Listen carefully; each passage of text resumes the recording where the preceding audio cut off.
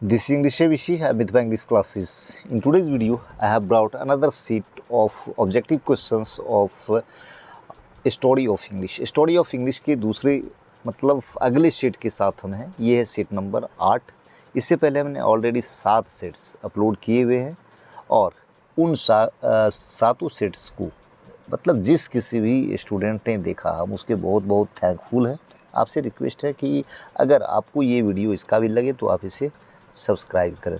चलिए, आज का जो पहला क्वेश्चन है इस सेट नंबर 8 का, वो है क्वेश्चन नंबर 176। लेकिन एक चीज़ मैं और कहना चाहूँगा कि अगर किसी भी क्वेश्चन की क्रेडिबिलिटी पर या कि उसके सोर्स पर आपको कहीं से कोई डाउट हो तो आप बेशक कमेंट करें। हम पर्सनली उसका रिप्लाई करेंगे। साथ ही मतलब जितना बेस्ट पॉसिबल हो सका वो हम करने की कोशिश करेंगे। साथ ही ये निश्चित रूप से सारे के सारे आपके स्टोरी ऑफ इंग्लिश की जो किताब है, जो आपकी लाल किताब, एकदम डायरेक्ट उससे लिए गए सारे के सारे क्वेश्चंस है। तो चलिए, इस सेट का पहला question number 176, which is the first real comedy of English drama. English drama का सबसे पहला कॉमेडी कौन सा है? Option A Gorboduc, option B pride of life, option C fairy queen, option D Roister. और करेक्ट आंसर क्या है? Roasted. पहला फर्स्ट, ये सब इम्पोर्टेंट पॉइंट होता है। पहला जो कॉमेडी है वो इंग्लिश ड्रामा का, वो कौन सा है? Roasted. Next question number 176, who is the author of the first real comedy roasted. जो रोस्टेड आपका पहला रियल कॉमेडी है, उसके ऑथर कौन है, किसने लिखा है? Option A Edmund Spenser, option B Nicholas Udall, option C William Shakespeare, option D G B. Shaw. तो पहला जो कॉमेडी है रोस्टेड, उसके जो ऑथर है वो है Nicholas Udall. Correct answer Nicholas Udall. Next question number 178, which is the first English tragedy. वो कॉमेडी था, अब ट्रेजेडी की बात हो रही है। दोनों अपोजिट है इंग्लिश ड्रामा के, एकदम दोनों जो हैं वो एकदम यह समझ लें कि मेन फॉर्म है। ऑप्शन ए, कौन सा पहला इंग्लिश ट्रेजेडी है? Option A Gorboduc, option B justice, option C Hamlet, option C the trial of treasure. और करेक्ट आंसर क्या है? ऑप्शन ए गोरवोडिस जो है वो that is the first English tragedy. Next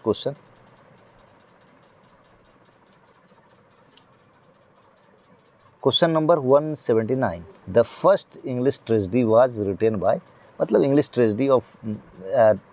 first tragedy of English drama, ये किसके द्वारा लिखा गया? तो ऑप्शन ए है Thomas Shakespeare and Thomas Norton, option B William Wordsworth and S T Coleridge, option C William Shakespeare and Christopher Marlowe, और option D none of this. Correct answer कौन सा है? Option A Thomas Shakespeare and Thomas Norton. तो ये जो चारों questions थे 176 से 179 तक, ये चारों के चारों क्वेश्चन एकदम ट्रेजेडी और कॉमेडी, इसके एकदम बेसिक पॉइंट को अपने में समेटे हुए थे। Next question number 180, the romantic form of English drama was established bye. English drama का जो रोमांटिक फॉर्म है वो किसके द्वारा इस्टेब्लिश किया गया? Option A William Shakespeare, option B University Wits, option C the Jacobians, option D William Wordsworth. और correct answer कौन सा है? यूनिवर्सिटी विट्स के द्वारा romantic form of English drama जो है वो इस्टेब्लिश किया गया। आप इसमें वर्ड्सवर्थ के साथ नहीं जाएं। Next question number 181, who were known as the University Wits के रूप में कौन जाने जाते थे या जाने जाते हैं? ऑप्शन ए, चूँकि यूनिवर्सिटी विट्स के द्वारा romantic form of English drama जो है वो इस्टेब्लिश किया गया, तो फिर ये चीज़ जायज़ है। और यूनिवर्सिटी विट्स के बारे में क्वेश्चन और सब तरह से भी पूछा जा सकता है कि पूछा जाता है, अब तक पूछे गए हैं इससे रिलेटेड क्वेश्चंस। और यह भी पूछा जा सकता है कि यूनिवर्सिटी विट्स कौन थे, आपके नॉलेज को जांचना चाहे। तो ऑप्शन ए है आपके सामने, the immediate predecessor of Shakespeare, the contemporary poets of Wordsworth, a group of Jacobean poets, option D none of this. Correct answer क्या है? The immediate predecessors of Shakespeare's. एक ग्रुप था ड्रामाटिस्ट्स का जो कि शेक्सपियर के तत्कालीन पूर्ववर्ती थे, जस्ट पहले के लोग सब थे। तो वो उस ग्रुप को क्या कहा जाता था? यूनिवर्सिटी विट्स कहा जाता था। इसमें सबसे आखिरी कड़ी जो है वो क्रिस्टोफर मार्लोव है, और जिससे कि शेक्सपियर बहुत ज़्यादा प्रभावित थे। चलिए नेक्स्ट क्वेश्चन में, हालांकि ये टॉपिक आ रहा है। Now question number 182, the pre-Raphaelites brotherhood is related with. Pre-Raphaelites brotherhood जो है वो किससे रिलेटेड है? तो ऑप्शन ए है आपके सामने the English novel, option B the English poetry, option C the English drama, option D the English grammar. और करेक्ट आंसर जो है वो है option B the English poetry. Raphael जो थे इटली के फेमस पेंटर थे, और उससे जो पहले के कुछ साहित्यकार थे उन लोगों को प्री रैफेलाइट्स ब्रदरहुड के नाम से जाना जाता है, और उन लोगों का संबंध किससे था? इंग्लिश पोइट्री से था। Next question, question number 183, who occupied the centre of creation in the plays of Shakespeare. Shakespeare की रचनाओं में आप कह लें ड्रामा में कौन सेंटर क्रिएशन के, मतलब सृष्टि के सेंटर में शेक्सपियर किसे रखते हैं अपने ड्रामा में? Option A God, option B man, option C church, option D Christ. और करेक्ट आंसर कौन सा है? Option B man centre of creation में है। Next question, question number 184, who was William Shakespeare profoundly influenced by. William Shakespeare किससे बहुत ज़्यादा influenced थे, प्रभावित थे? Option A Marlowe, option B Wordsworth, option C Spenser, option D George Bunyan. Correct answer क्या है? मार्लो। मार्लो से बहुत ज़्यादा प्रभावित थे William Shakespeare. Who was William question number 185, who was William Shakespeare collaborated with. William Shakespeare ने किसके साथ कोलैबोरेट किया था, मतलब सामंजस्य किया था, तालमेल किया था साहित्यिक रचनाओं में, एक मंच पर आए थे? ऑप्शन ए है Marlowe, option B Wordsworth, option C Spenser, option D Chaucer. और करेक्ट आंसर यहाँ कौन सा है? ऑप्शन ए मार्लो से प्रभावित भी थे, और उनके साथ इन्होंने कुछ सामंजस्य करके कुछ साहित्यिक रचनाओं में भी अपने कदम आगे बढ़ाए थे। Next question, question number 186, in Shakespeare's plays who is responsible for man's destiny.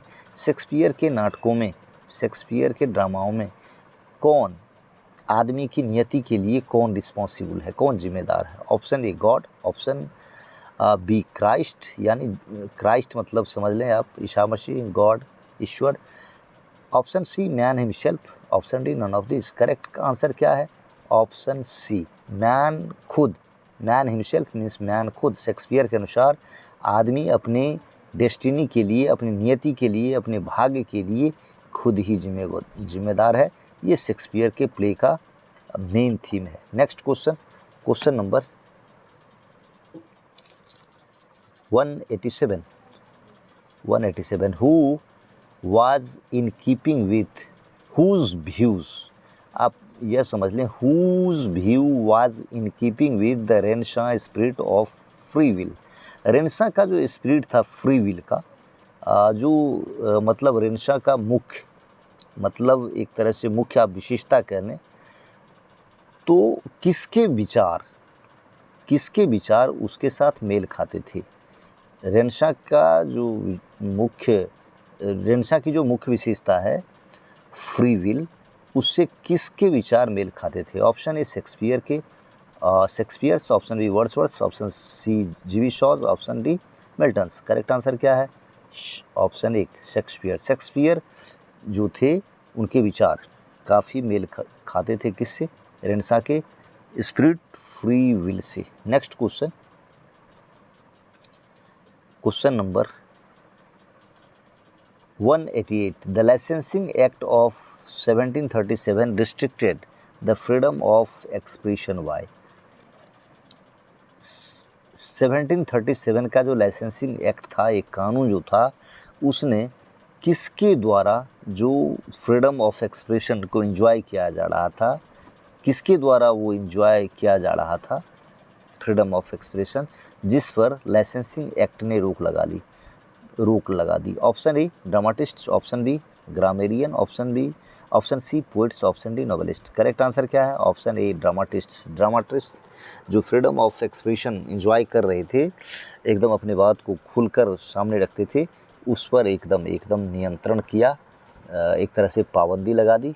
किसने? ये कानून ने, लाइसेंसिंग एक्ट ऑफ 1737, इंग्लैंड सरकार का ये कानून. Next question number 189.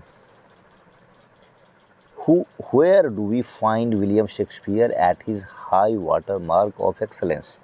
शेक्सपियर बहुत महान साहित्यकार थे, उनको हम कहाँ पर उसके सबसे चरम पढ़ पाते हैं साहित्यकार के रूप में? वो जो एकदम उनका जो सबसे अच्छा रूप है वो हमारे सामने कब आता है? Where do we find William Shakespeare at his high water mark of excellence? मतलब उत्कृष्टता के एकदम सर्वोच्च पर कहाँ नज़र आते हैं? ऑप्शन ए है इन हिज ट्रेजेडीज, ट्रेजेडीज भी उन्होंने लिखे हैं. इन हिज कॉमेडी में. Option C in his poetry, कविता में. इन हिज सोनेट्स भी लिखे हैं और इसे शेक्सपियरियन सोनेट्स भी कहा जाता है. और जो करेक्ट आंसर है, जो शेक्सपियर का जो एकदम high water mark of excellence हमें नज़र आता है, वो कहाँ नज़र आता है? इन हिज ट्रेजेडीज में शेक्सपियर अपने एकदम बिल्कुल क्लाइमैक्स पर हैं. शेक्सपियर की मतलब लिटरेचर की, उनकी साहित्यिक रचना की जो ब्यूटी को अगर आपको देखना है तो वो एकदम क्लाइमैक्स पर कहाँ पहुँचता है? उनकी ट्रेजेडी में. Next question number 190. When does come the Jacobean age of English drama का जैकोबियन एज कहाँ आता है? Before, option A before Shakespeare, option B after Shakespeare, option C after the Elizabethan age, option D after Milton. तो option B is the correct answer. आप जान लें, Shakespeare के पहले यूनिवर्सिटी विट्स को आप जान लें, याद रख लें, और शेक्सपियर के बाद ही ये जैकोबियन ग्रुप आता है. Next question number 191. Whose career was the longest in English dramatic history? अंग्रेजी के मतलब ड्रामेटिक हिस्ट्री में, मतलब ड्रामा के इतिहास में किस विद्वान का कैरियर, किस साहित्यकार का कैरियर सबसे लंबा रहा? Option A Shakespeare, option B Marlowe, option C G B Shaw, option D Spenser. Correct answer है G B Shaw. George Bernard Shaw का सबसे लंबा कैरियर रहा ड्रामाटिस्ट के रूप में. Next question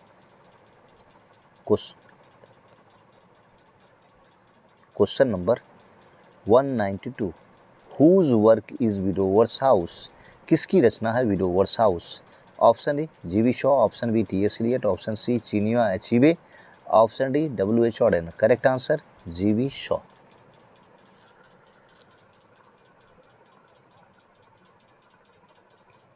next question.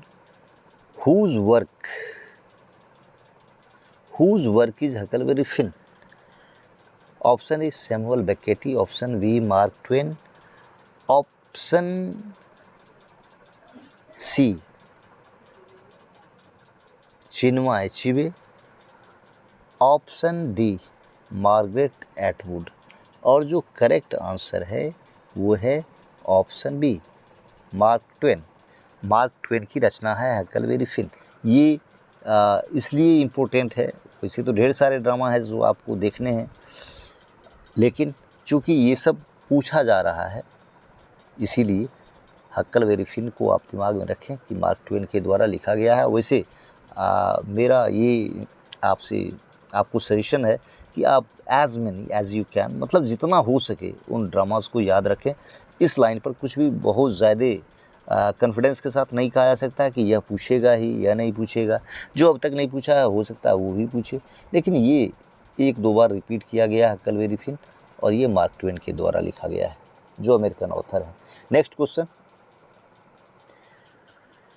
Question number 194, a dance of forest and a lion and the jewel are the works of, ये किन की रचनाएं हैं? A dance of forest and the lion and the jewel, ये दोनों किसकी रचनाएं हैं? Option A Wole Soyinka, option B Christopher Fry, option C T S. Eliot, option D Harold Pinter. तो ये किसकी रचनाएं हैं? ऑप्शन ए वॉल्सवेन का। ये दोनों के दोनों आप यह समझ लें कि ये ड्रामा वॉल्सवेन का के। Next question, question number 195, whose work is waiting for Godot? Option A G B. Shaw, option B Samuel Beckett, option C Harold Pinter, option D Mark Twain. और ये किसकी रचना है? ये है सैमुअल बेकेटी। सैमुअल बेकेटी जो कि Ireland के एक पोइट थे, आयरिश पर्सनैलिटी थे, तो इनकी रचना है waiting for Godot. Next question, question number 196, Hamlet, Othello, Macbeth, Julius Caesar and King Lear are Shakespeare's. ये सब जो हैं Hamlet, Othello, Macbeth, Julius Caesar and King Lear, ये क्या हैं? ये शेक्सपियर की क्या है? Option A tragedies, option B comedies, option C sonnets, option D narrative poems. Correct answer क्या है? ऑप्शन ए ट्रेजेडी है। ये सारे की सारे Hamlet, Othello, Macbeth, Julius Caesar and King Lear, ये शेक्सपियर की क्या है? ट्रेजेडीज हैं। आप शेक्सपियर के बारे में, उनकी रचना के बारे में और तरह का जो भी इन्फॉर्मेशन है वो एकदम अधिक से अधिक जानने की कोशिश करें। Next question, question number 197, the comedy of manners was evolved in. जो कॉमेडी ऑफ मैनर्स है वो कब इवॉल्व किया गया, कब विकसित किया गया? Option A the Renaissance period, option B the Restoration age, option C the Elizabethan age, option D none of this. और करेक्ट आंसर क्या है? Option B the Restoration age. आप ये जान लें कि कोई भी क्वेश्चन इधर उधर से लिया गया नहीं है, एकदम आपकी बिल्कुल एकदम जो आपका बुक है एकदम स्ट्रेट फॉरवर्ड उससे लिए गए सारे के सारे क्वेश्चन हैं। Next question, question number 198, what was evolved by these writers Etherege, Wycherley and Congreve. ये जो तीन राइटर्स के नाम आ रहे हैं इनके द्वारा किस चीज़ को विकसित किया गया? Option A the comedy of manners, option B the comedy of style, option C the tragedy of great writers and option D art for art sake. और करेक्ट आंसर इसका क्या है? The comedy of manners. इससे पहला question जो हम लोग पढ़े थे, कॉमेडी ऑफ मैनर्स जो है किसके द्वारा इवॉल्व किया गया? तो ये इन तीन महान भाव का नाम उसमें आता है, इन तीन ग्रेट पर्सनैलिटी का नाम, इथर्जी, विचरली एंड कॉन्ग्रीव का नाम इसमें आता है। Next question, question number 199, Etherege, Wycherley, option, just a minute, question number 199,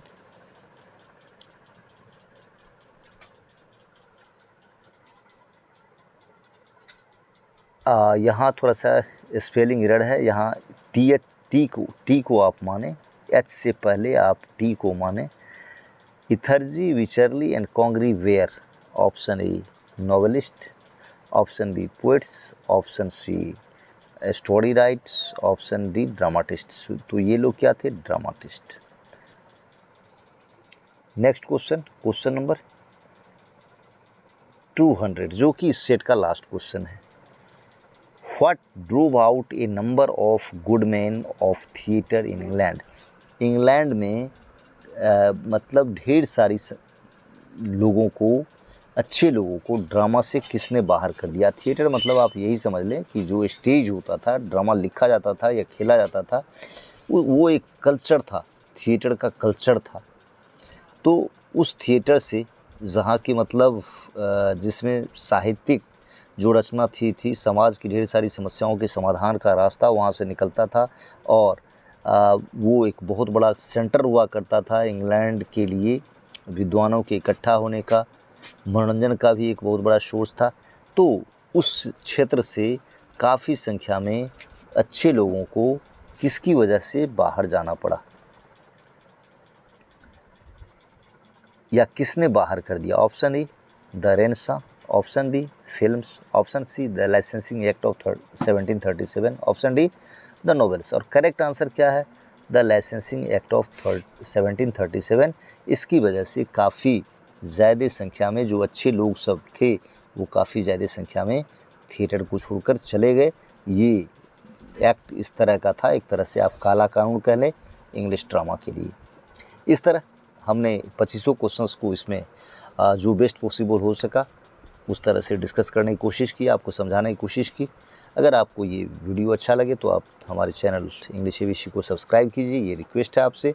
और अगले वीडियो के साथ फिर मिलते हैं स्टोरी ऑफ इंग्लिश से ही। और मैं बता दूं कि टोटल 10 सेट्स हमने अभी लाए हैं और ये हमारा 8वां सेट है। बाकी 2 सेट भी आपके पास एकदम बहुत जल्दी जाने वाला है। तो आप सारे सेट्स को एंजॉय करें। आप अगर आपने स्टोरी ऑफ इंग्लिश को स्टडी कर लिया है, चाहे जहाँ कहीं भी आप पढ़ते हो, सेल्फ स्टडी करते हो, अगर आपने स्टडी कर लिया है तो अपने आप को आके आपके लिए प्रैक्टिस सेट की तरह होगा। अगर आपने स्टडी नहीं भी किया है तो जब आप स्टडी करेंगे तो उस समय यह हेल्पफुल होगा आपके लिए निश्चित रूप से। ये सारे के सारे पॉइंट्स जो आपके देखे हुए रहेंगे उस समय आपको रिमाइंड कराता रहेगा फैक्ट को। तो चलिए बेस्ट ऑफ लक, अगले वीडियो के साथ फिर मिलते हैं, बाय।